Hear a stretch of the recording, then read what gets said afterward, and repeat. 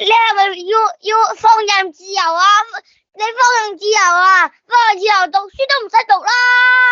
你作死啊你啊！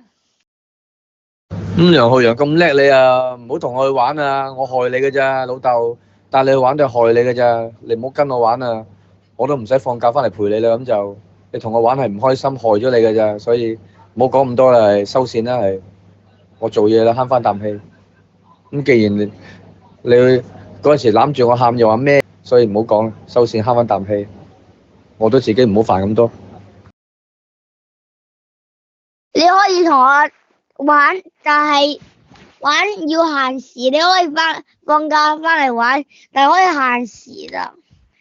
你可以你玩完可以寫下字啊，寫完字再去玩又得。但係你可以我翻嚟同你寫個字啦，咪同你寫幾行。有時你寫多幾行又唔制，咁點啫？你知唔知爸爸好做㗎？爸爸兩邊香港、廣州走嚟走去好㗎。你嗰日攬住我喊，我幾傷心啊！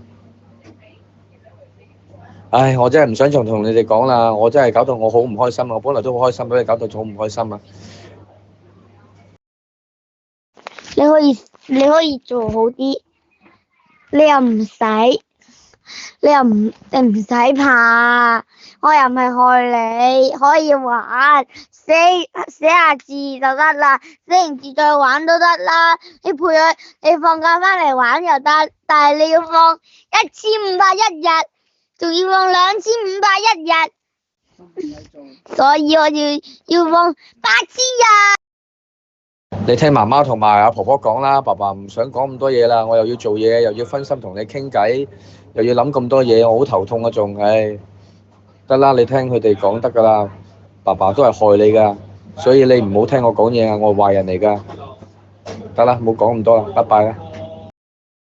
冇事啦，我又唔係害你，大哥，你都搞到喊啦，你都差啲都搞到喊啦，而家都要差啲都要俾你搞到喊啦，大哥，你唔好再講啦，再講我就喊啦，大哥，停一停啦，等我唞一啖氣再講。咁好啦，如果你咁講就下次寫完字去玩咯嚇，你講個算數啦嚇，你唔好喊啊，你喊我又喊啊。好啊，我做代表，好嘛？對唔對？決定啦，唔好再講啦，決定我就係隊長嚟㗎啦。